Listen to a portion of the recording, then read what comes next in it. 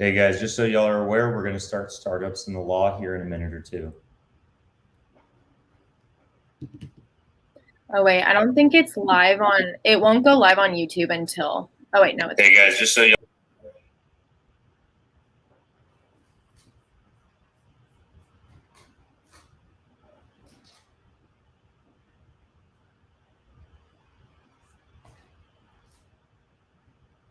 All right, it looks like it's 10 a.m. We're going to get started here momentarily, guys. For those of us joining, thanks for showing up. I know we had to reschedule this one, but it's good to be back. Anna, you want to go ahead and throw the slide up on there? Thanks so much. Everybody, good morning and welcome to Startups in the Law presented by JonesKertz. Special thanks to Capital Factory as always for hosting this and working with us. They've been our partners for this presentation for the last, almost, it's been, a little bit over a year now, I'd say. Almost a year and a half. They do a phenomenal job with these presentations. So if you're interested in ever doing something like this as well, go ahead and hit them up. Just got to do the little shameless plug because they're really good at what they do. Without further ado, we're going to go ahead and get started. To give you a little bit of an overview on our law firm, our law firm has been around for about 8 years. I joined a couple of years ago with Matt Jones up as a partner. And, my goal was, get our Texas office ramped up and serving tech startups in our local community here in Texas. I'm originally from Dallas, just so y'all are aware. Though the law firm has recently gone through a little bit of an expansion. In addition to our Oklahoma office, which is based in Oklahoma City, and where Matt Jones is, we are going to have an Austin office here very shortly. And actually, our employee there will be based out of the Austin Capital Factory location, which is really exciting for us. We're super, Austin has always been, on our radar, and especially with the pandemic and everybody moving to places like Austin and Miami, we've been looking at those two locations as the next place to get started up. That said, if you do see Trent Cohen, who is our current employee down there in Austin, he goes there every single day. So feel free to reach out to him. Feel free to talk to him. Let him know what you're doing, and see how we can help you there if you need anything from us.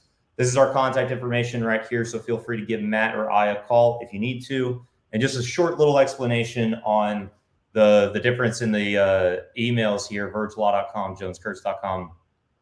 Up until recently in the state of Texas, we were not allowed to use the name vergelaw.com because it was a corporate law firm name. Unfortunately, those were prohibited in the state of Texas, though that rule has recently changed.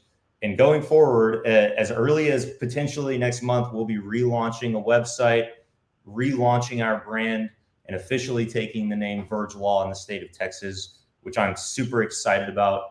When we do that next month, or next month or in the coming months, we'll show you exactly what we mean by that. But anyways, why we do this, just a little bit about the mission. I always say better education for startups and startup founders, and having a better legal foundation, for startups and startup founders leads to more successful startups. I cannot tell you the benefit that these startups receive when they come to us first, as opposed to coming to us a year or two down the road. When it comes to the contracts they have, when it comes to the organizational documents, when it comes to setting up their businesses the right way the first time, and at the very beginning and at the outset of their business, the value that provides, it helps set them up for future growth. And keep in mind, we don't set these businesses up with the intent that they would ever fail. We set them up with the intent that some of these businesses, especially Delaware corporations, Texas corporations, are eventually going to go public. And we provide you with the documents and the foundation to make that happen. And so we look at these things as more of, as more of a partnership with some of our clients, because we will be helping them really, you know, all the way through their angel investing, their seed stage, their Series A, Series B, Series C, and potentially even with an IPO. I will say, you know, we don't really do IPOs ourselves because we're such a small law firm. We do operate more in that seed stage space, that Series A space. But the reality is we've done Series B, Series C, Series D, and you know, other types of financings, I'll say. And so we try to make sure that we stick around, you know, long enough to get you into the next phase of your business. And, you know, at some point you will get large enough, and our hope is that you will be large enough to say, hey, you know, we kind of can't go with you anymore because you can't move fast enough. You know, you can't generate these documents quickly enough, that sort of thing. You know, we need somebody who, you know, while they're charging $750 an hour versus what you charge, you know, like they're able to perform the work right now as opposed to getting it to us in a couple of days, right? That said, you know, as far as the presentation goes, you know, today we're going to cover some legal and startup news update. I'm going to be very brief on that. Preferred stock versus common stock. We're going in depth on that, and then buy-sell agreements and stockholder agreements today.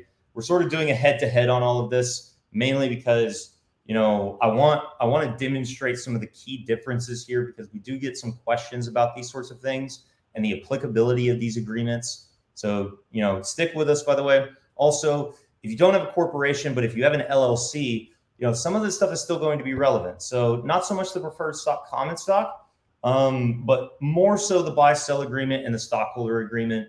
Keep in mind, stockholders agreements are very similar to operating agreements. So, and buy-sell agreements are still very common for LLCs as well. So we'll technically still be able, you know, to say some stuff, you know, about LLCs and how this will relate back to those types of entities. But the main focus here today is going to be on corporations, because for the most part, we're talking about corporate law here. We're talking about, you know, granting stock in companies. We're talking about, you know, how to position the company, you know, for future growth when it comes to certain transactions that involve the following. Anyways, legal disclaimer, this is not legal advice for you or your business. Please don't act on this info without seeking advice from your attorney. There are no absolutes when practicing law. We frame everything based on the facts available and conduct research to reach legal conclusions. You know, just remember that you are not a lawyer unless you are one. And even if you are, we get lawyers who come to us all the time who say, I don't know a damn thing about this. So in that case, you know, if you are a lawyer, I would highly recommend that you seek out someone, you know, someone's help that can help you if you are looking at starting a business, if you are looking at getting a contract drafted. Unless you have experience in doing that yourself, I don't recommend that you take it upon yourself to do that. There are a lot of pitfalls. It's very difficult. It's very difficult to get these things totally right, you know, even for those people who sometimes say that this is all they do. That said, legal and startup news updates. Oh, and by the way, one more thing about this before we go forward. If you have a question at all and it's not related to the topics being covered, feel free to drop it in the comments. I'm going to be looking at those actively the entire time to make sure that we're covering stuff that you are interested in as well. And so in the event, you know, you have something that you're interested in, feel free to drop a question in there. I'll try to answer everything that I can, regardless of what we're talking about here today. Okay, awesome. So we're going to go through a little legal and startup news update, and this is going to be very, very brief. Only because we're addressing a topic that is actually coming up and will affect people who invest, but also people who need investment. So, or companies that need investment more specifically.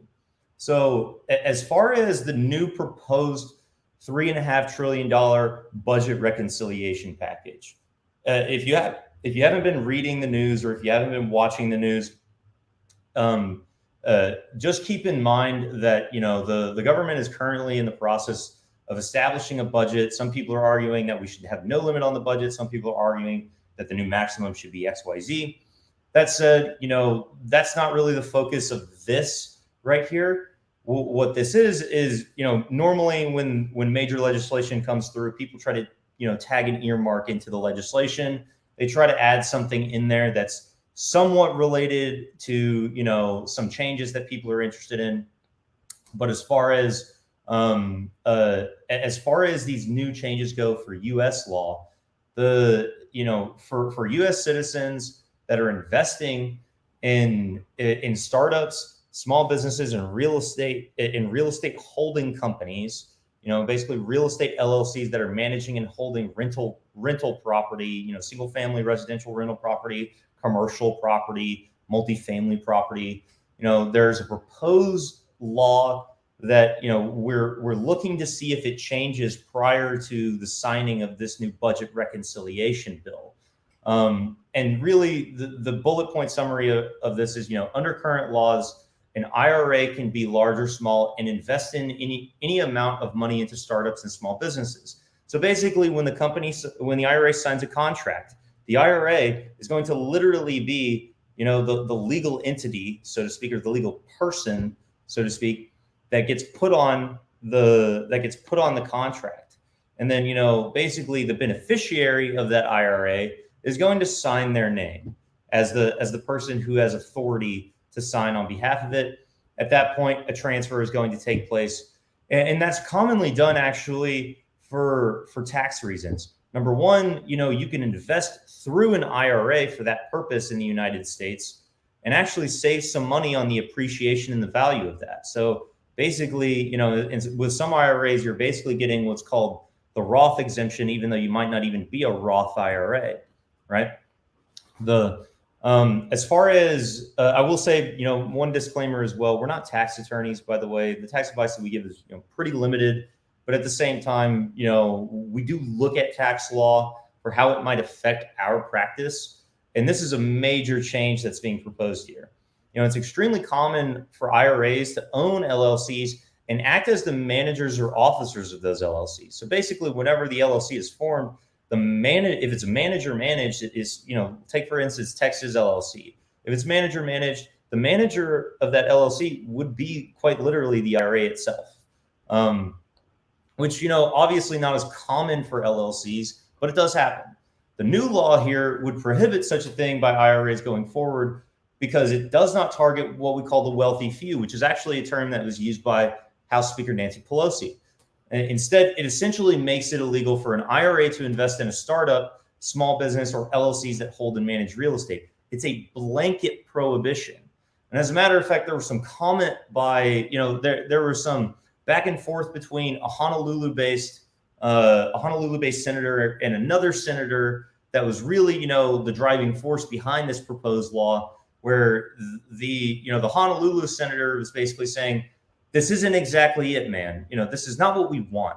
We want to target people that we would consider to be extremely well off.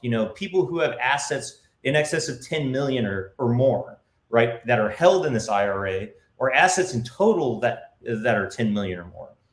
But the other senator was basically saying, no, this is progressive tax law. We're trying to ensure that we're capturing as much tax revenue as possible. So as far as our take on this, though, we believe that this would remove a really valuable tax break to working class Americans. So keep in mind, like working class Americans are allowed, under certain securities laws, to basically invest in startups and small businesses and be passive investors in these private companies, as opposed to investing all of their IRA in publicly traded companies.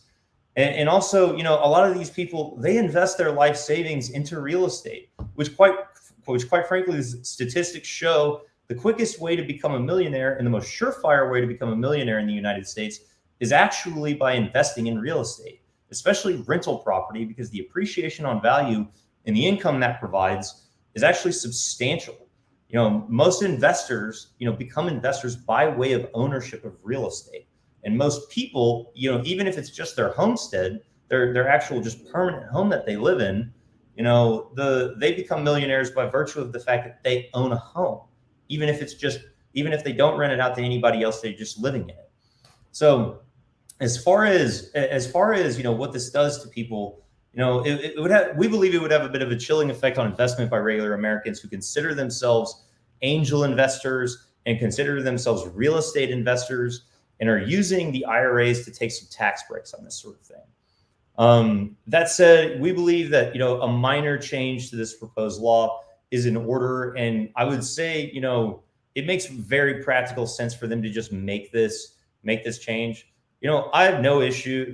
We as lawyers, I sort of just I normally don't take a whole lot of, I normally don't take a whole lot of stances or, take a surefire opinion on tax law. I sort of just say tax law is what it is and we work with it. And in some cases we work even around it, only in legal ways. But as far as the bill goes, it just needs to restrict contributions to startups and small businesses, as well as real estate LLCs, by IRAs that are worth more than 10 million. At that point, at 10 million, you've got plenty of money. You've got plenty of assets. You probably don't need the additional tax break to begin with. That said, as Americans, we've always wanted to make sure that we are minimizing our tax liability. And, it would actually be very great to see that this proposed rule actually never comes to be completely, and it just stays the same as it was, because that would make it, as far as for people reaching, the stratosphere of wealth, I want everybody who has a chance at even being a millionaire to be a mega millionaire, right? Even if they're not right now. So as far as, preferred stock versus common stock, by the way, does anybody have any questions about that last issue that I talked about? By the way, as far as opinions go there, obviously that law has still yet to take effect. It hasn't been signed yet. It's still going through the drafting phase. So, we don't really provide advisory opinions, officially on such a thing, until such time as I have a written law that's about to take effect or is in actual effect. Okay. Preferred stock versus common stock. We're going to go through a deep dive, on some of the things you need to think about here when it comes to preferred stock versus common stock for a corporation. So, and by the way, as far as, like,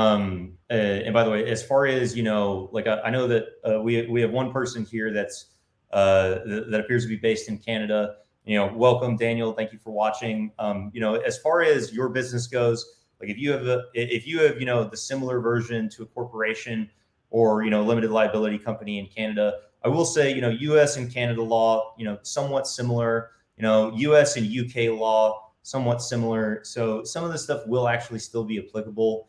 And whether you're in the startup community here in the U.S. or in Canada or somewhere else, some of this stuff does remain true even across borders. Okay, so just keep that in mind as we're going through that.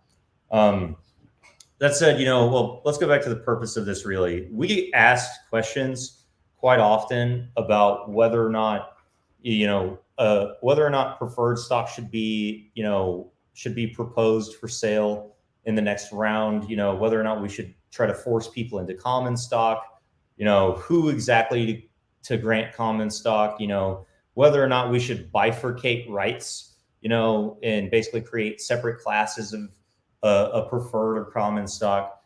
And so I'm going to go through some of the rationale for this and explain how I come to conclusions basically on these different issues, because, we don't sit there and, say, okay, rubber stamp, it's always got to be that way.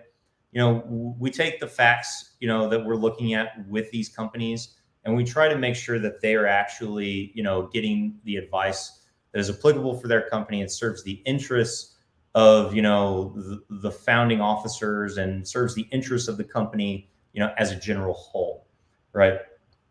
So, preferred stock versus common stock, key features.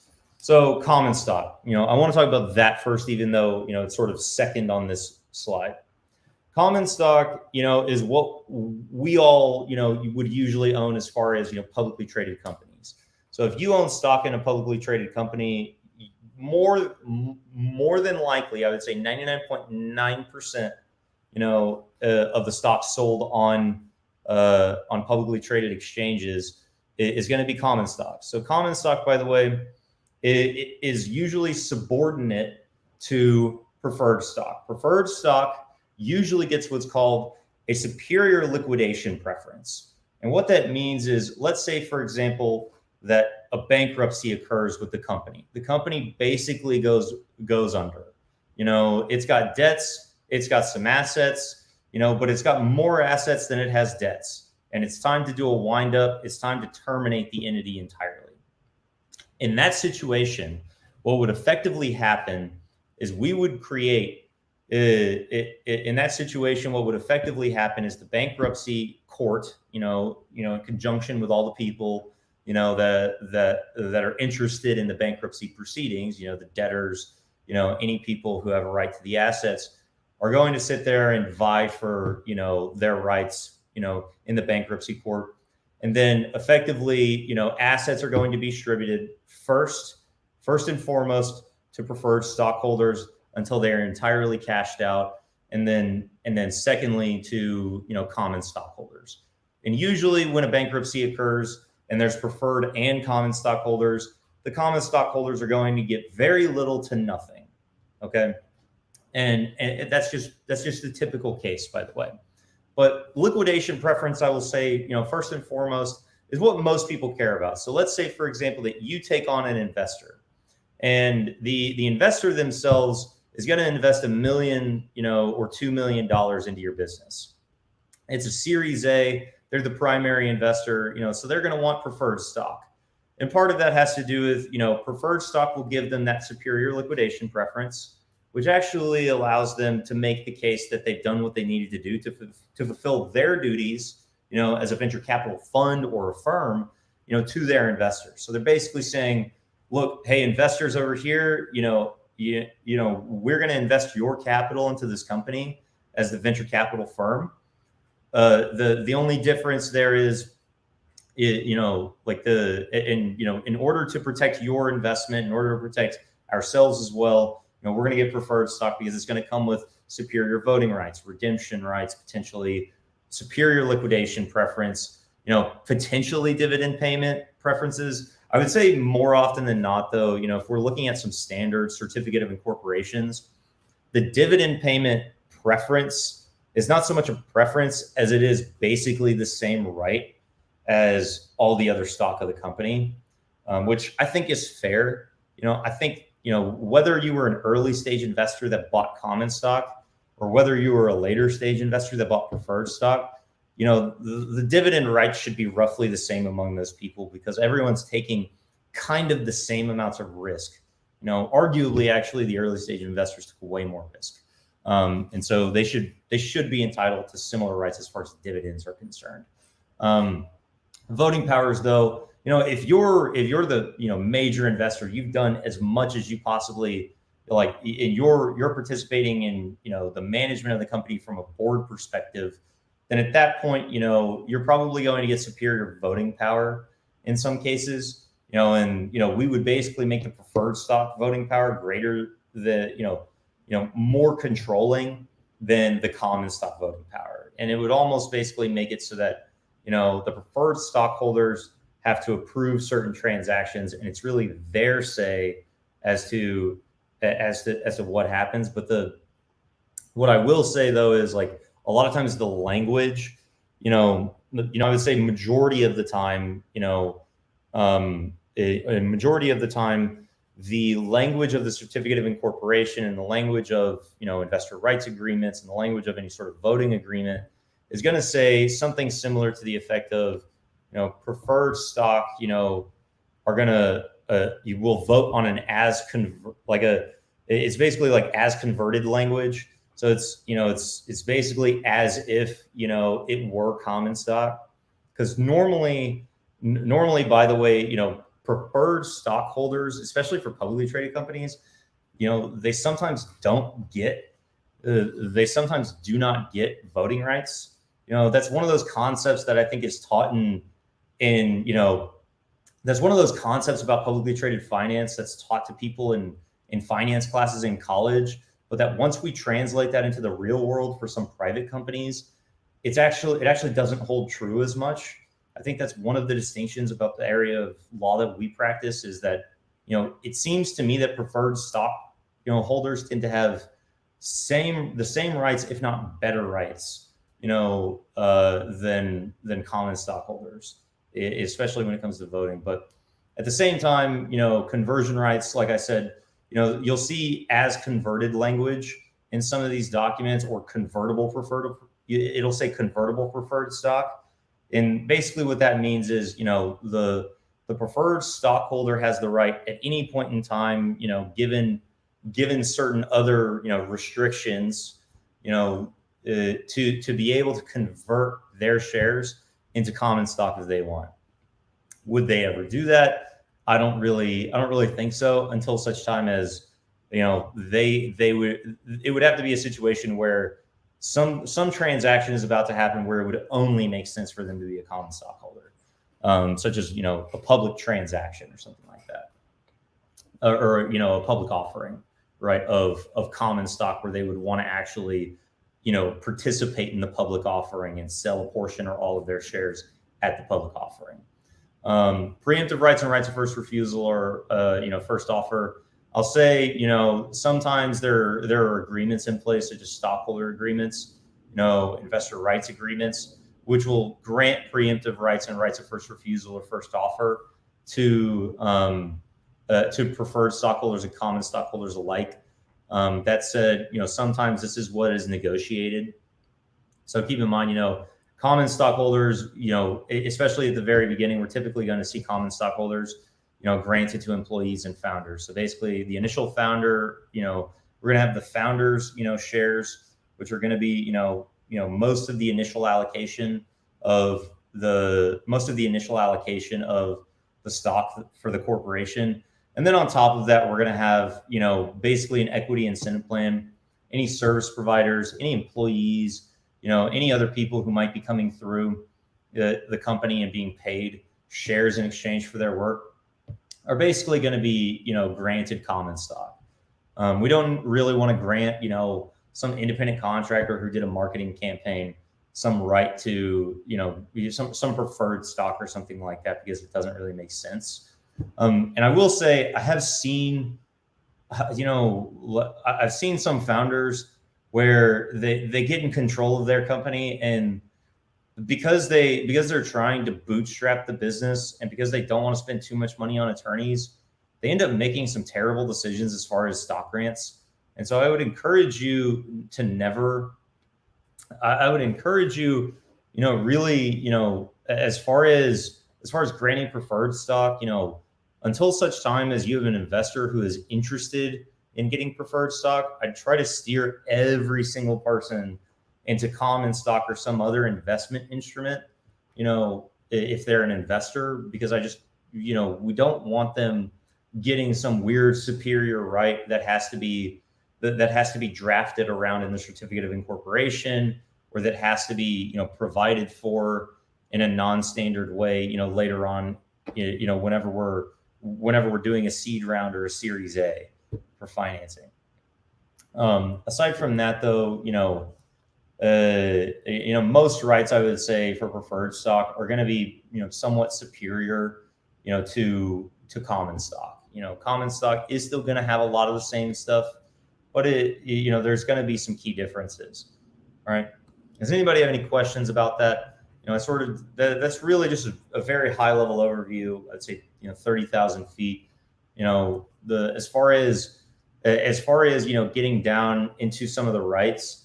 If you wanted to see, more about how those are structured, I would encourage you to take a look at the NVCA, the National Venture Capital Association, model legal documents, specifically certificate of incorporation, investor rights agreements, voting agreements, things like that, so that you can see specifically where all the different, rights come into play. The certificate of incorporation will set forth a lot of stuff about, governance and about control and, rights for preferred stockholders versus common stockholders. So it's a great place to gather that information and read up on it if you want to self-study. Okay. As far as, practical question, should I grant preferred stock to myself when I start the company? My recommendation is basically no. Okay. With one major exception.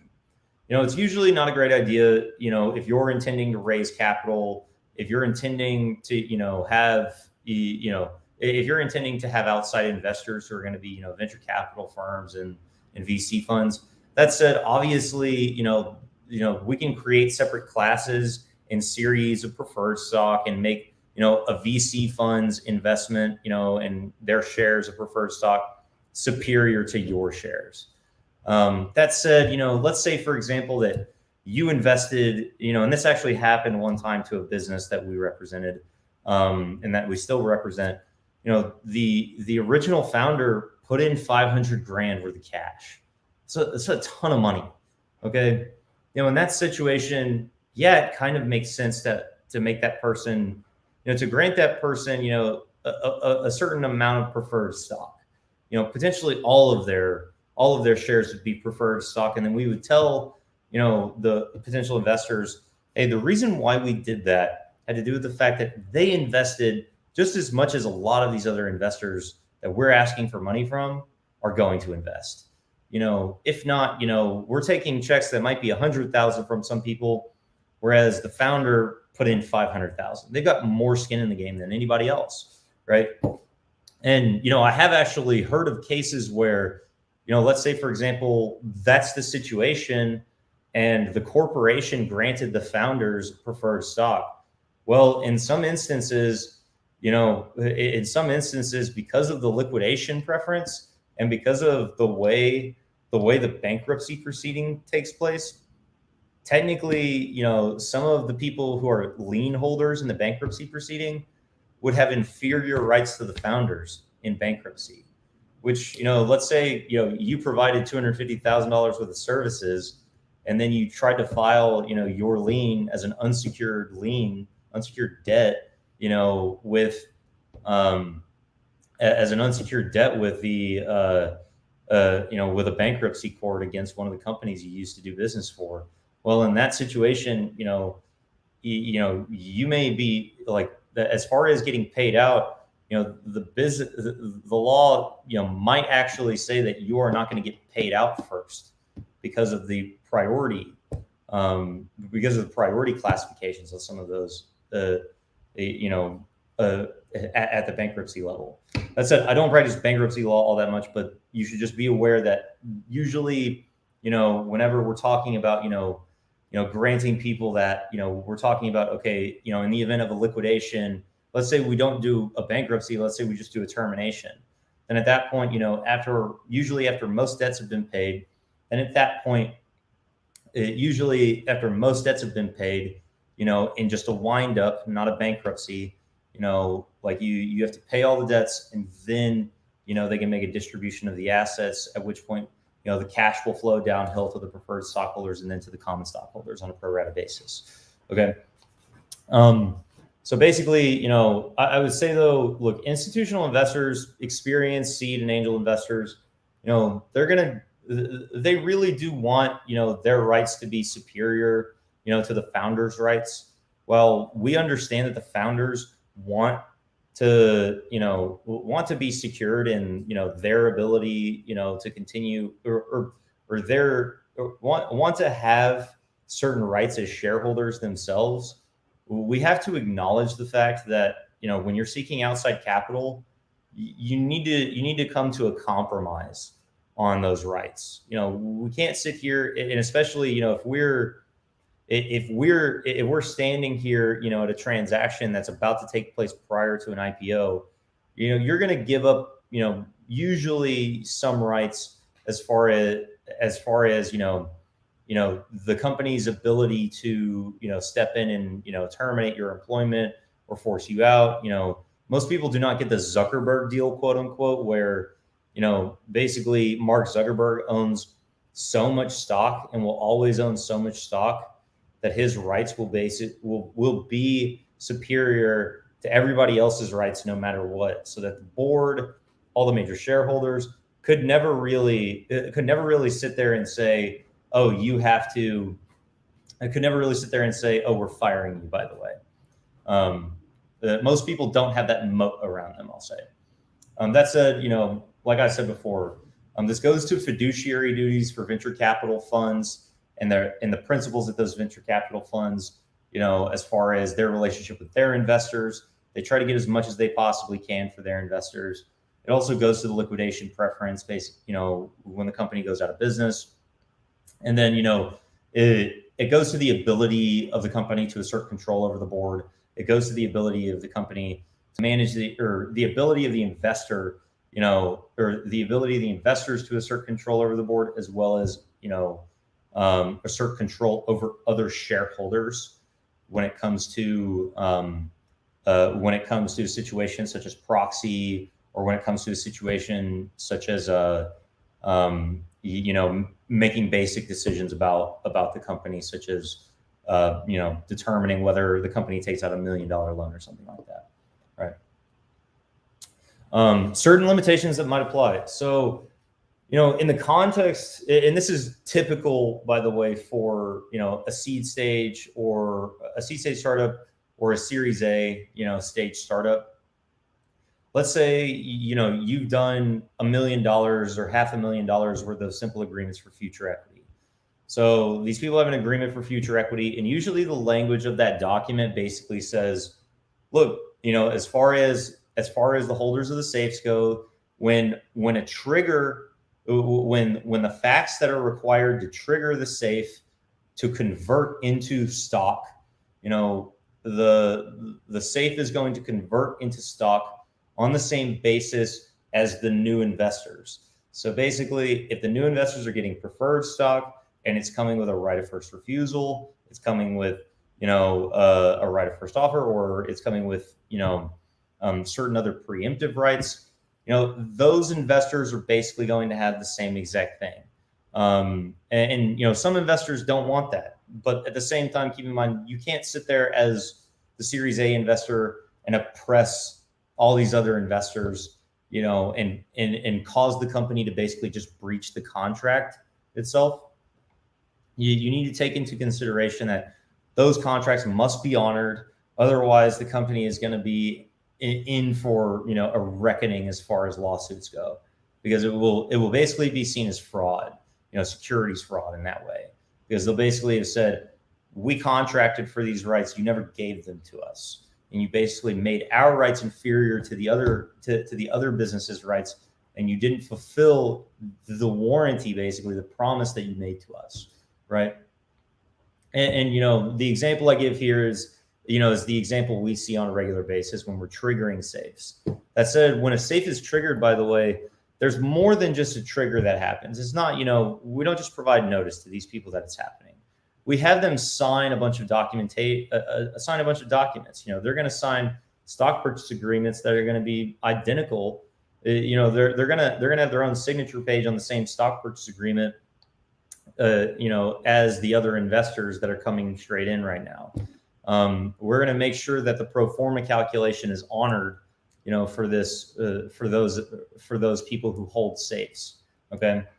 But the key here is, make sure you review previous documents, that are not just, simple agreements for future equity, or, convertible notes. Make sure you review previous stock purchase agreements. Make sure you review, the Stockholders Agreement that governs the entire relationship of all of the stockholders, so that you understand whether or not, the securities that you're offering, the investments that you're offering are in line with what these agreements say. You don't want to run afoul of any of those. This is a part of the basic due diligence process. You as the CEO, you as the founder, really need to take care of that on your own. I mean, if the lawyers are not doing that for you, right? That said, I don't really recommend walking into a transaction like this unless you have representation as an attorney, because these are very sophisticated, complex matters. You can't really just do this on your own, right? Especially at the C level or Series A, most people will never even work with you at that point. I've seen people who use, the Y Combinator safe, a version of it basically. Those open source documents are good stopgap measures if you don't have enough capital to be able to afford legal.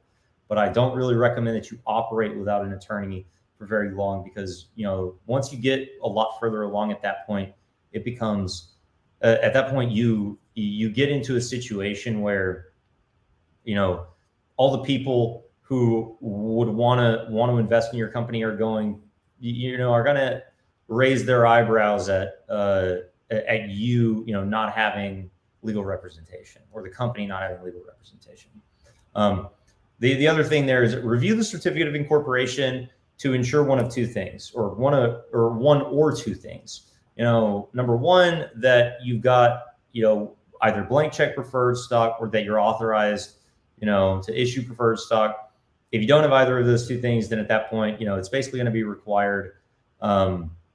It's basically going to be required for you to amend your certificate of incorporation to allow for that amount, to allow for the type of preferred stock in the amount that you're going to be giving to these new investors. And you're basically going to execute the certificate of incorporation simultaneously with the actual, the stock purchase agreements and all that other jazz. Okay. Does anybody have any questions about that? As far as considerations go, we've addressed, kind of, a fair bit of the stuff that comes into play when we're looking at, preferred stock and common stock. I'll go through some key features for term sheets, by the way. So, by the way, this is what I would consider key features for a preferred stock purchase for like a seed round or a Series A for a major tech startup. Okay, so and you can go look at the term sheet, the NVCA model legal term sheet that that talks about preferred stock and sets forth a bunch of this stuff, by the way. But the key features, obviously, number of shares, price per share, in the pre-money and post-money valuation. Also, usually we want to attach an exhibit that shows the cap table prior to the transaction and shows the cap table once the transaction will be completed. Okay.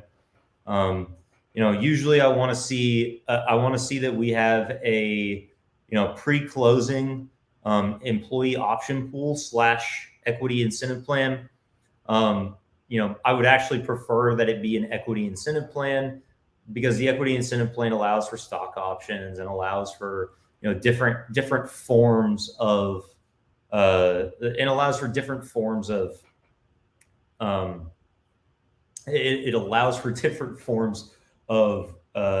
rights. So you can do SARs, stock appreciation rights. You can do warrants. Sometimes, depending on how the language is written, you do restricted stock award agreements, also called restricted stock purchase agreements for certain people, all that jazz. As far as, particular series designation, sometimes we'll say that, this will be an individual series or class. That way we're creating that particular class and actually discussing it, actually basically addressing the rights of that particular class directly in the transaction documents, as well as the certificate of incorporation. That said, the particular series designation. So let's say it was like Series Seed Preferred, 1 or Series Seed Preferred 2 or something like that. We can sometimes just leave that, as far as the number that it's going to be, up for later decision. I don't necessarily need to decide that when we're going through a term sheet. If you want to, we could, but, I just don't want to be bound by that, because if anything, if I see that somebody else has some sort of other right, or that we've got a bunch of different, safes, or, we've got a bunch of different prior rights, for people, and, it requires the conversion of common stock into preferred stock, then at that point, I'm going to have to create a bunch of different series of preferred stock. So we can leave that for later. Class designation, I want to emphasize there is potentially a difference between, preferred stock of a certain series and preferred stock of a certain class. Okay, so I can create like a Class A and a Class B, right? And then I can create separate series within those classes. Okay, that's getting a little more granular as far as the rights go, and as far as, subjugating certain individuals. But, in general, what I'd say is, if we're creating, individual series, with respect to one of these transactions, then, sometimes the series are going to have different rights, potentially different prices, per share. So let's say we did, a Series Seed 1 and a Series Seed 2, they're basically two separate investments. I could potentially, price one differently than the other. that's part of the reason why we might do a series of preferred stock as opposed to, a series of, or as opposed to, we might create, those separate series, so that we're differentiating, on the price there and who has what, right? That said, the other rights will mostly be the same unless something else has been negotiated. Okay. But class designation is usually, class designation, I would say, is usually about voting rights. Usually most people are trying to create separate classes to say that one group of people who hold a certain type of share will not have voting rights. That said, when it comes to these transactions, I try to actually, I don't do classes as often as most people would probably think. I think some people think, oh yeah, I want non-voting and voting shares. We can do that, but just remember that if anybody's giving you $1 million, they're for sure going to be demanding voting rights. And so we're not going to be steering them into any sort of non-voting shares. Okay. ROFR, or ROFO, and other preemptive rights, right of first refusal. I was arguing with somebody the other day about whether ROFO was more common than right of first refusal when it came to these transactions. The person was saying that, it has become more industry standard that right of first offer is more along the lines of what happens, because effectively that doesn't, a right of first offer, doesn't hamstring the company as much as a right of first refusal does. I will say though, keep in mind, if the previous deal that was done was a $500,000 deal, and this next deal is a $5 million deal, if I, as a lawyer, ask for a right of first refusal, I'm not closing this deal without one. Because quite frankly, if we're doing 10 times the previous investment, we are for sure going to get a right of first refusal on the next, on any subsequent transactions or any sales of stock, in the company, because we have a vested interest in growing, our bank of shares, our allocation of shares, right? Or my client does, I should say. Superior rights on voting, such as approvals of taking loans in certain amounts, setting officer salaries, things like that. I will say we once had a document come across where the language of the salary stuff was interesting, but I can imagine, that it's agreed to rather often. It basically said, a disinterested board member will determine, a disinterested board member, designated by the preferred, stockholder here, was going to have the right to set the officer salaries and approve the officer salaries. That became a bit of a hot button issue with the people that we were working with, mainly because they were sitting there telling me, I don't want them to set my salary. This is a profitable company.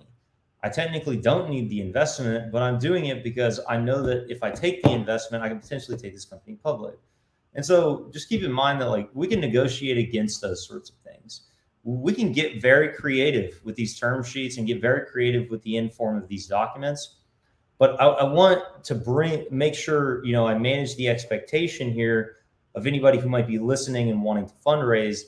You as a founder, you as the CEO, want to make sure that you're doing stuff that will be recognized more along the lines of industry standard.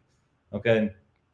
To give you an idea, if I were to sit there and grant you the same rights as a Mark Zuckerberg, a lot of people will sit there and think, wow, that's extremely arrogant of you. To think that you could just sit there and demand the same rights as the person who has literally started a Fortune 10 company, right? Or a Fortune 50 company, right? And even if those companies are Fortune 10 companies, most of those CEOs don't even have the same rights as a Mark Zuckerberg do. So, it's hard to claim that you're so star-spangled awesome that you deserve such a moat that you can never be fired, basically, or that you should always be able to set your own salary and pay yourself whatever you want out of the company's accounts, right? That said, setting like the benefit of not having too many investors, the benefit of, being a founding shareholder, being the CEO and the COO in control of the board and being the only two directors is that you can, effectively set your own salary, if the other governing documents allow you to do so, right? That said, you still host meetings, you still give, information to investors, you still tell them what you're doing and why, right? We want to be very straightforward and, very communicative with the people who have given money to the business, right? Aside from that, board seats, board observation rights, share rights. Let's say, like I said before, $500,000 previous round, this round is going to be $5 million. If the investor asks for a board seat, we're going to give it to him because why not? Like the reality is if you got $5 million, I bet you've got somebody who you want put on the board. Number one, to make sure your investment is managed properly. And number two, to make sure that from a strategic standpoint, the business is grown in a way that benefits everyone and all the other investors, right? So why would we not agree to a board seat in that situation? I don't really see a reason against it other than if, let's say the board is already comprised of people who are superstars and we don't see the need for it. Well, in that situation, we would obviously offer them board observation rights. That said, keep in mind, if you offer somebody board observation rights, they get to attend meetings. They get to talk at meetings as if they are a board member. That said, they don't get to vote on anything. But the key difference there between a board seat and a board observation right is that vote, but it's also influence. So a board observer can still have influence over the board itself. They might be able to influence or sway the board itself. But at the same time, the board itself can also sit there and go, whatever, board observer, we don't care what you have to say. That said, board observation rights, we might give those to, let's say we have like a larger, a major investor, but that major investor is not necessarily contributing the same amount of capital as the largest major investor. At that point, we might split it up and say board seat goes to the largest major investor, board observation right goes to, the smaller major investor in that situation. And then share rights. We ran into a situation where, as you get further along, by the way, some of these people who have been, on boards for all their lives, or all their professional careers, if you're at Series B, Series C, Series D, they might put somebody who is not a CEO as the chair of the board, or they may make certain decisions. Basically, they might exclude certain decisions from any rights that the CEO might have, because the CEO they want the decision to be made by a disinterested board member. That said, I will tell you, I would. I as an attorney, if I'm representing the company as a client, then at that point, I always want to make sure that the CEO remains the chairperson of the board. I think the founders are usually in the best position to steer the company and continue its growth. I think a lot of the shortcomings of a founder can also be trained. And in some cases, it requires professional training. Some of these people, they literally have to, bring in outside consultants and have them, coach them on exactly how they have to conduct themselves and conduct the business. It's not the most straightforward thing, I'll tell you. Aside from that, though, if I'm representing the investor side, I might actually sit there and say, okay, well, from an investor side standpoint, if we're contributing so much, then we'd like to have our board member, have the chair, be the chairperson. That said, making them the chairperson is kind of a hard ask, even in those situations. We know we can ask for it, but we know that it's likely going to be a no, or it's going to be a hard thing where I'm basically going to have to say, no, we're not doing this deal unless you give us chairperson rights, which, to be honest with you, to me would very much be like throwing the grenade on the whole deal itself. I'd basically be just dropping an ultimatum down and making them either agree or not agree to it and backing out of the deal if they don't.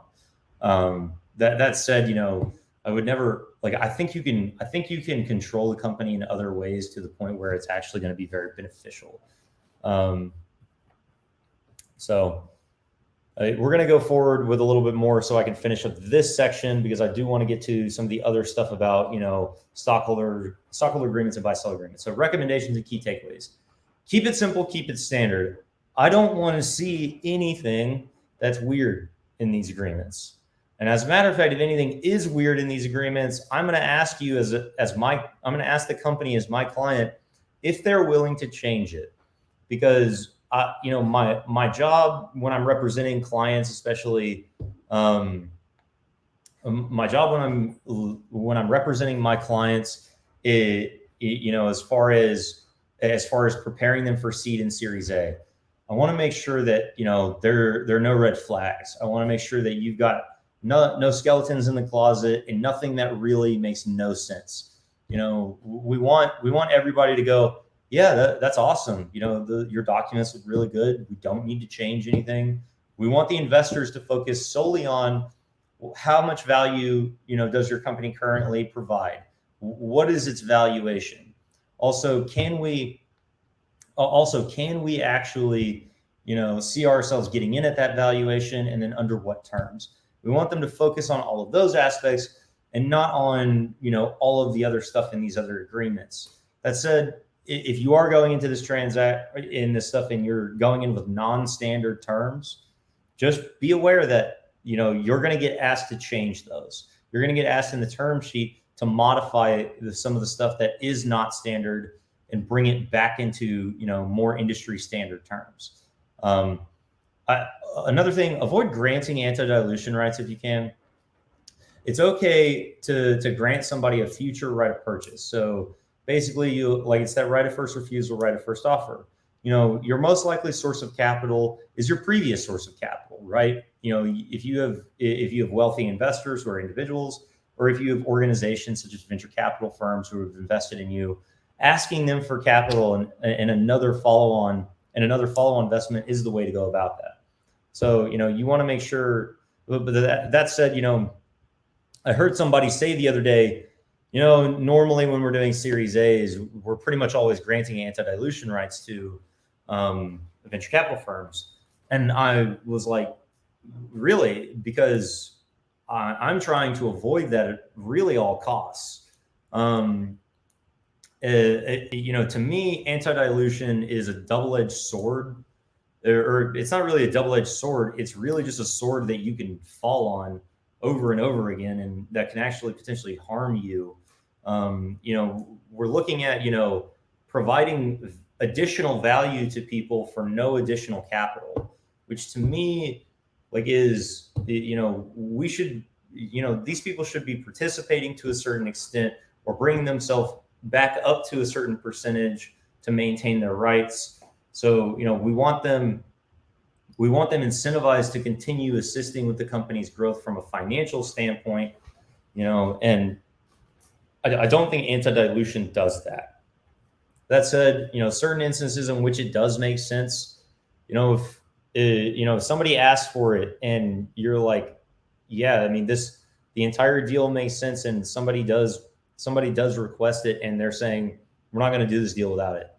Then at that point, we've got to make a decision.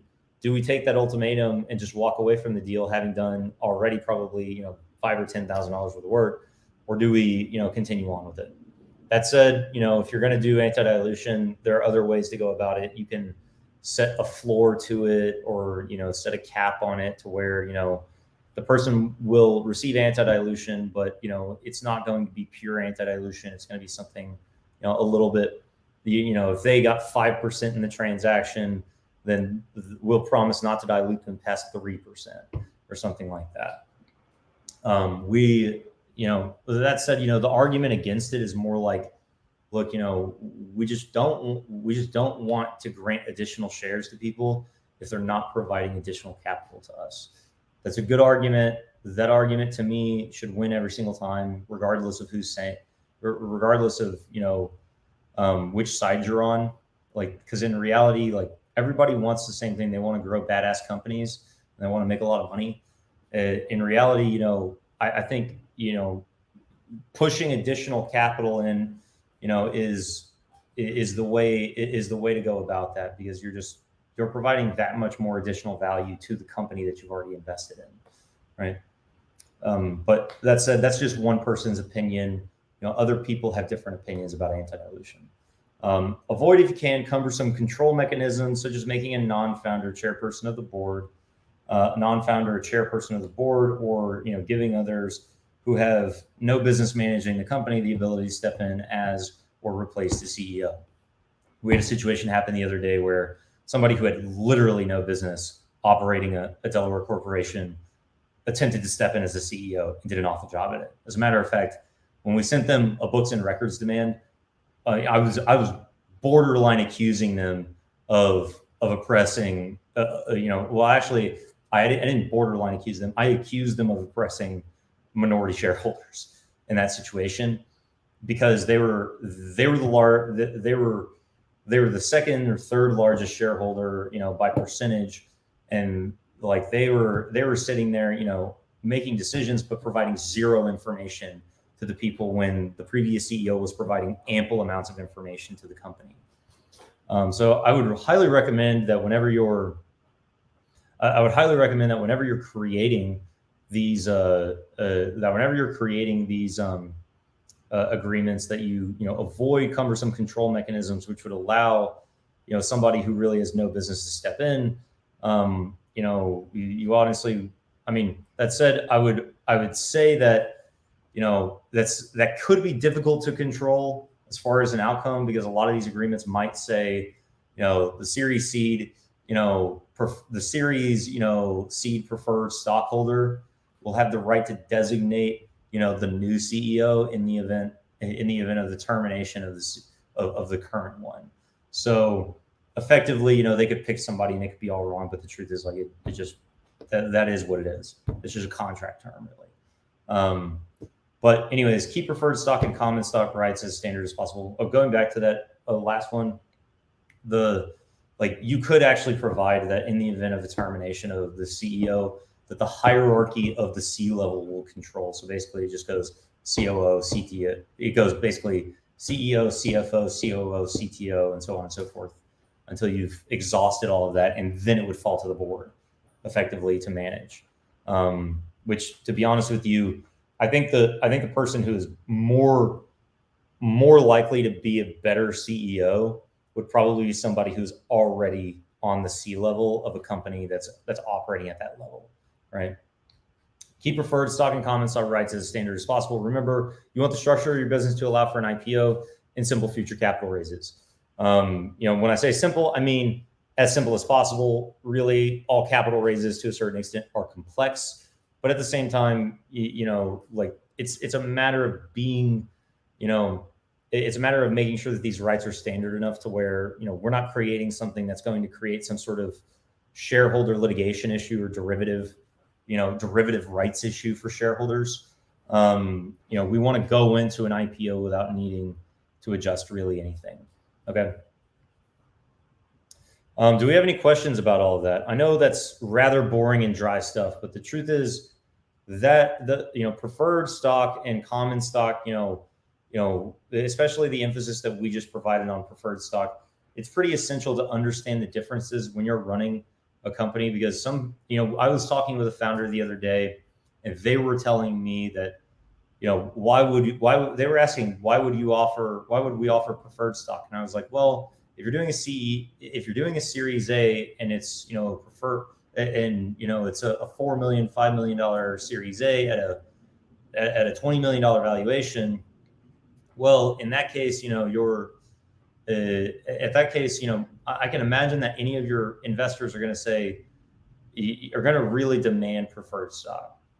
Common stock, they might already have common stock, but they probably, once they're ready to invest an additional $5 million in capital, at that point, it's probably time to to just come to an agreement with them that, okay, it'll be preferred stock because, you're re-upping, and also, we're really putting in some major cash on this, and those people need to be protected, in case the company goes under.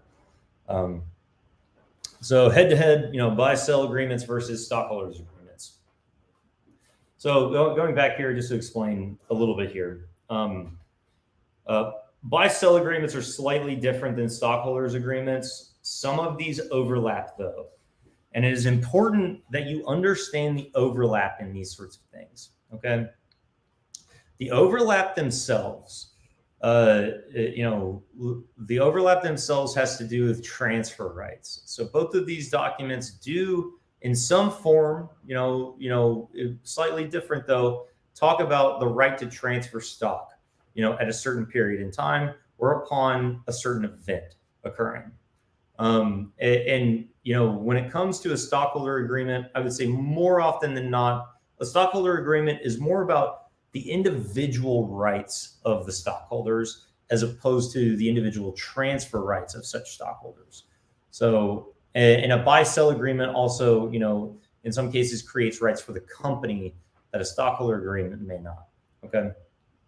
That said, there are times to use these things, and there are times when maybe it doesn't make as much sense.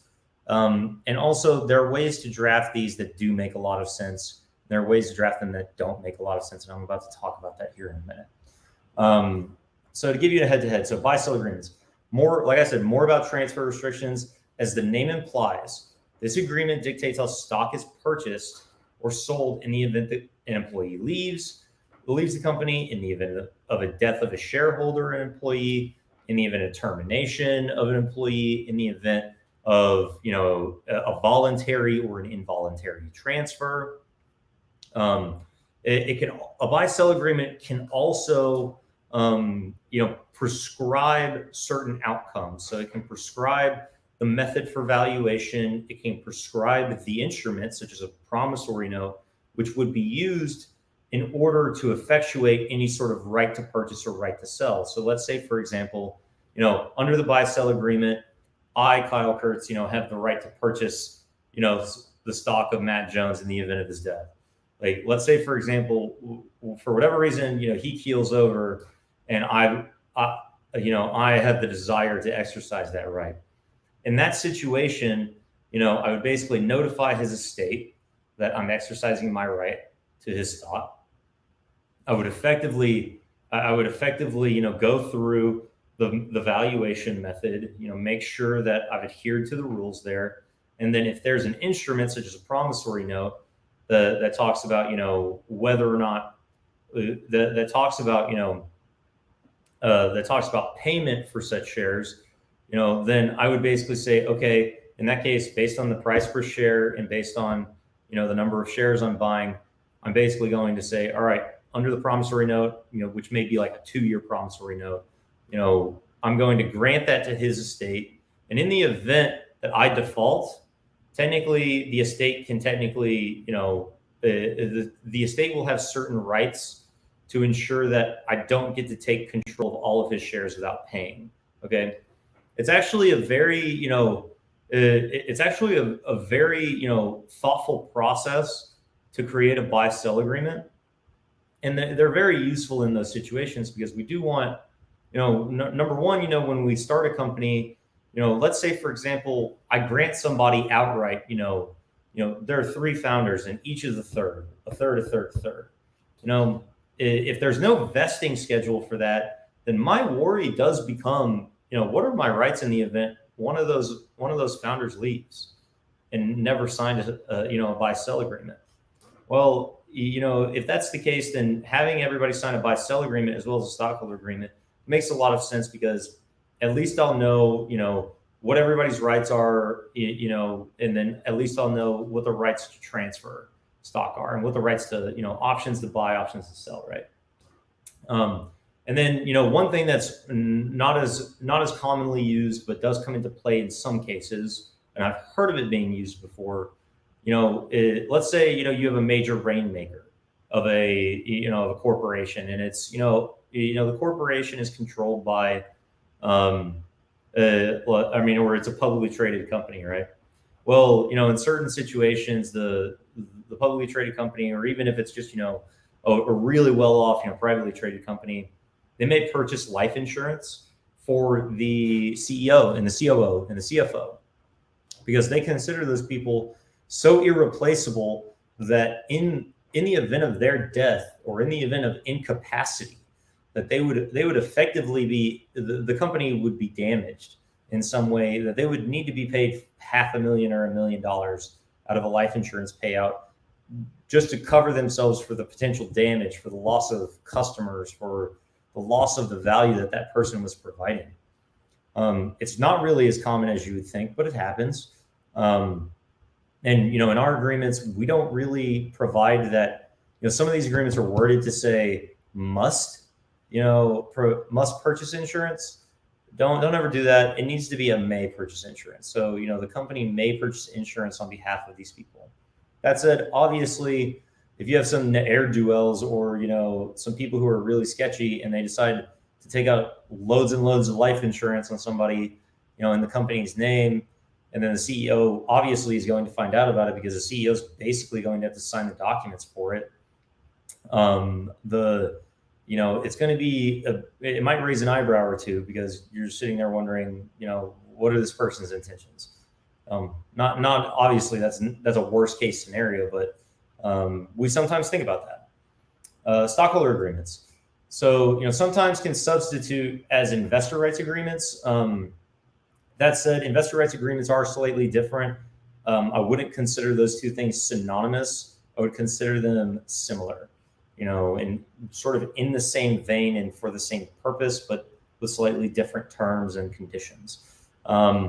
More about stockholder, the stockholder agreements are more about stockholder rights, but, may also include transfer restrictions such as drag-along rights, tag-along rights, preemptive rights and rights of first refusal. They may also have, permitted transfer language. If you ever had an LLC before, in the United States or in Texas, a stockholder agreement is very similar to a company agreement. Or if you've ever had, an operating agreement for an LLC, a stockholder agreement looks very similar, almost identical really to an operating agreement.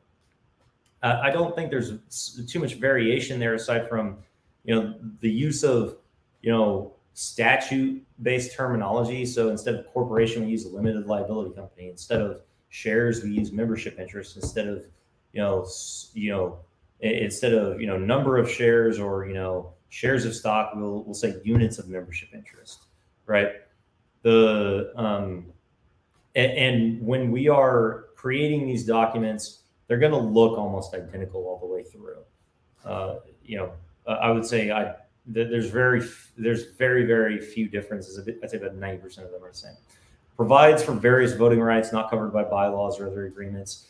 When you're drafting a stockholders agreement or when you're reviewing one, it's good to review the stockholders agreement and the buy-sell agreement side by side with the bylaws themselves, because you want to make sure that there's no overlap, or if there is overlap, that a conflict, like that there is conflict language that basically says, in the event of a conflict, here's the hierarchy and order in which we will establish which agreement controls. And usually we'll say something like first to the certificate of incorporation, second to the bylaws, then to the stockholder agreements, then to a buy-sell agreement, then to some other agreement. Okay. Appointment of directors and even duties of those directors. So you'll have the initial directors, initial number of directors, potentially the duties, and you'll be designating who exactly the chairperson is. Control and ownership of subsidiaries. Sometimes that's important only because, let's say, for example, that, we usually want to default to, the language that basically says, without the written consent of a majority or supermajority of the shareholders or stockholders, the company is not going to, the company, all subsidiaries of the company will be wholly owned subsidiaries. And that's just to ensure that, none of the CEO or CFO or COO are siphoning away, or any of the other shareholders are, going against the interest of the company and the interest of the other shareholders by becoming owners of these other entities. It's also to say, in the event of a joint venture proposal, they basically have to, like, the subsidiary has to be approved by the shareholders themselves. Restrictive covenants such as non-competes, confidentiality, non-solicitation, etc., those are not going to be in a buy-sell agreement. Okay, and by the way, the subsidiary stuff, the appointment of directors and duties of those directors, the voting rights themselves, those are not going to be covered in a buy-sell agreement. The restrictive covenants, though, you do want to make sure that certain people who are service providers, unless it's a business where, like, the business is so easily, you're so easily able to compete, then in that situation, it doesn't really make sense. Well, then in these situations, you want to make sure that there is a non-compete in there for the CEO, the COO, the CFO, potentially even some of the board. That said, I tend to say that so long as the board is as far as enforcing non-competes, so long as the board a board member isn't sitting on the board of a competing company, it'd be like a board member on PayPal sitting on the board of Square. It would just make no sense, right?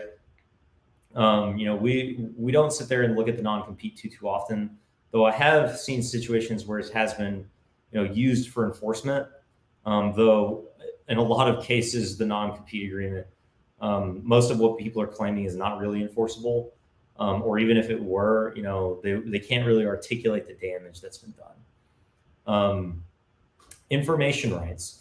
Information rights are really important. So information with respect to financial statements, information with respect to, receiving annual, quarterly, monthly, whatever the schedule is for, investor updates, right? Governance of classes of shares and variation of those shares rights. In this situation, in the stockholder agreement, you might, set forth, any sort of variance to, the rights of certain classes of shares that are not covered in the certificate of incorporation. That said, the certificate of incorporation should probably be the one to do that, unless, of course, you want to sit there and say that under the certificate of incorporation, the shareholders may agree, via majority or supermajority of, the then outstanding and issued, whatever it is, preferred or common stock, that they are going to actually, that the stockholders agreement, will allow for and can provide for, variance to, classes of shares and their rights. The reason why you might do that, by the way, is for privacy reasons. If you didn't want, if you had a closely held corporation and you didn't want, a bunch of people knowing why you structured it the way you did, or it being public, then in that situation, you may amend the certificate of incorporation with Delaware, and you may make it a little more secretive and anonymous.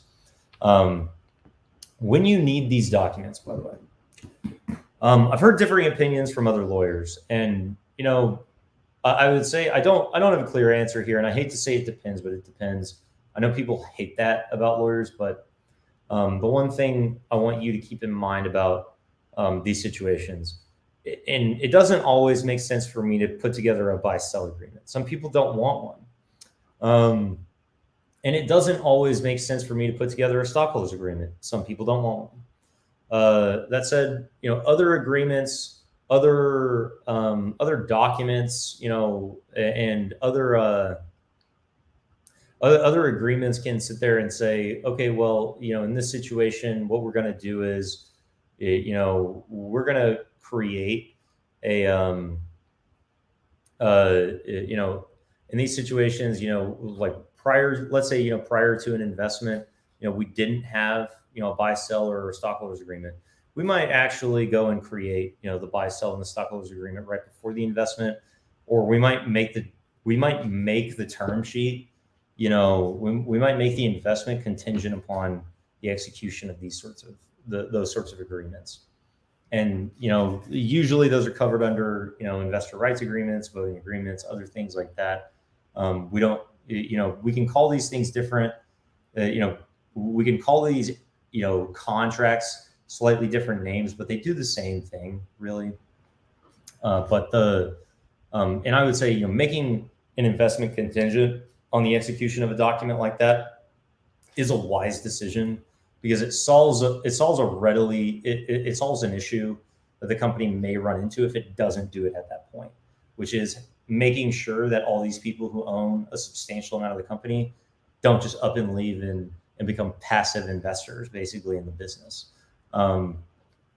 Sometimes more applicable, like I'll say, stockholders agreements, by the way, if you have what's called a closely held corporation, so basically, in general, less than 35 shareholders, then at that point, a stockholders agreement might make more sense than having bylaws, because really in that situation, you might only need a stockholders agreement to serve as a basic operating agreement for the business. So when we say, when we usually rattle off all the different corporate documents at the beginning of forming it, certificate of incorporation, bylaws, stockholders agreements, RSPAs, et cetera, if it's our intention to never take outside capital and for this corporation to be, rather profitable and to only ever have 2 or 3 owners, then we can potentially forego the bylaws themselves and do the stockholders agreement instead. Major benefit, these agreements do help keep people at arm's length and provide more certainty for the company. A lot of disputes do arise over, what happens when somebody leaves.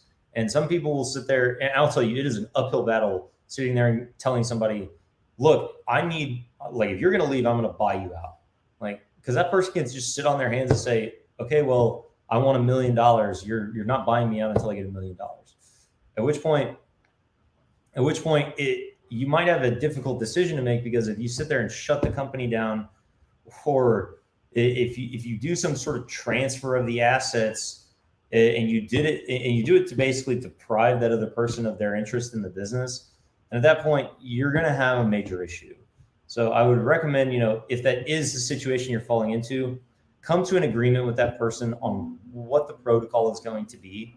Or if the situation that you're in, this person will not sign a buy-sell agreement, then at that point you're going to be taking the risk. And just know that, once the time comes, once you cross that bridge, you'll be asking them, hey, can I buy you out? And you'll have to really negotiate the terms, and it's going to be a painful process. I will tell you, it's never easy. A major drawback to these agreements, though, you really do need to ensure there are no conflicts among the governing documents, because if there are conflicts, then you're going to have, a which controls question, right, to answer. And, absent some sort of statute, under state law that requires such a thing, then at that point it's going to be what is in the agreement, right? And if there's a conflict in the agreements, the conflict is going to have to be resolved, usually in writing, prior to the resolution of any issue. I will say, though, if you're stacking these sorts of things, here's the order that I would put them in. The bylaws controls over the stockholders agreement. The stockholders agreement controls, it's a certificate of incorporation, number 1, then the bylaws, then the stockholders agreement, buy-sell agreement, and then anything else after it. That's the typical pecking order that I would choose. That said, you may sit there and say the stockholders agreement would control over the bylaws. That said, I don't know if that's the way. I don't, there are arguments for and against that. Okay, I won't go into it too deeply, but I would say bylaws first, stockholders agreement second. Bylaws versus stockholders agreement, whether you have like I said before, you got to be closely held. If you're not, if you're going to be a closely held company, if it's going to be a very profitable corporation early on, then having bylaws is kind of not a necessity. And I'll tell you, it's kind of superfluous. It's kind of overkill, because you can get by, very easily with, a buy-sell agreement plus a stockholders agreement, call it a day. Stockholders, shareholders agreements. These documents apply to both closely held and non-closely held corporations. And that is, a key thing to remember here. We don't just say, these aren't mutually exclusive at all. it sometimes is, once you get to a certain point, it's necessary to have an agreement governing the relationship of the different stockholders. Major terms of buy-sell agreements, like I said, life insurance, and like I said before, we recommend a permissive approach, not an obligation to buy life insurance, but basically the language will say the company may purchase life insurance on behalf of the company in the name of XYZ, and the person will give the CEO who's doing that will basically give their consent to that individual to do so. And in some cases, the life insurance itself is not used. In some cases, the life insurance policy itself is not actually used to compensate for the damage that is caused when the CEO is incapacitated or dies. It's actually used to buy out their shares from their estate or from their heirs. Okay. There's usually no restriction on the use of that money. Obviously, the company will have to pay the tax on it before they actually go through and do a purchase, or they'll actually have to just decide. They'll have to account for the taxation regardless, but usually it makes sense to just go ahead and pay the tax on it right then and there. Transfer restrictions the transfer restrictions allow for tax beneficial transfers to things such as trusts, IRAs, etc. So, for example, one thing that could be done with a founder's stock is the founder could transfer it into a trust, like a family living trust. They could transfer it into an IRA if they wanted to. They could do whatever else is permitted under it, but it usually prevents transfers to third parties without the consent of the company, right? There are permitted transfers that are permitted to be made to certain family members, where you can basically assign the rights to a family member, but at the same time, like most of the people, by the way, will never exercise the transfer rights when it comes to these agreements. Most of these people will just hold on to them until they're ready to sell or exit, or until the company's wound up. You can also set a stipulated value of the shares. Basically, like at the time of this agreement, the price of the stock is X per share. I will say, stipulating the value of the shares at the time of the agreement, in some cases the language is drafted to be somewhat restrictive, and it'll basically say, for purposes of any sort of transfer made under this, or any rights, under section whatever it is, it'll say that the stipulated value is basically the floor for what that person can be bought out at, which I'm not a huge fan of, because if a company is worth far less tomorrow than it is worth today, I don't want to have to pay a locked in rate for shares. So I'm not a huge fan of that term. That said, sometimes that's just the way we do these. But yeah. Provide explicit method evaluation, such as by an outside neutral third party or financial advisor, or via most recent 409A valuation. If you had a most recent 409A valuation and it's a pretty recent and nothing's really changed, it might make sense to do a 409A, because at that point, the 409A itself is, it's a safe harbor for valuing stock, right? So, I mean, if you have a most recent 409A valuation, save your money and just use it, right? If you're still within the safe harbor and the company has experienced no material change. If the company has experienced a material change, you actually might be obligated to go hire, an outside neutral third party to do, a valuation. That said, I will say, you can provide for, mutual determination here by the parties. So the parties can just say, I think the shares are worth, all the shares outstanding are worth $10 million. At which point you go, okay, it's just $10 million divided by the number of shares, and you get the price per share. And then you just put that in writing and agree that that'll be the price per share that's purchased at. Applicability to all shareholders or limited only to certain shareholders. The default is, you want the buy-sell agreements, you want stockholders agreements to apply to all shareholders. You do not really want to target any sort of particular shareholders, unless of course you think that makes a lot of sense. It is obviously the decision of the people that are running the business. Maybe it applies to people who own a substantial amount of equity, such as 30 or 40%. If we have somebody who owns 1 or 2%, if they leave with their shares and they take their shares with them, and they never signed a buy sell, I might not be that worried about it, because the reality is the impact is minimal. They'll be diluted if we issue additional stock. It's not like they're taking the whole company with them, which is what I'm worried about when we're drafting these. And then last but not least, I believe this is the last slide. Major terms of stockholders agreements. Preemptive rights, right of first refusals, right of first offers, tag along, drag alongs.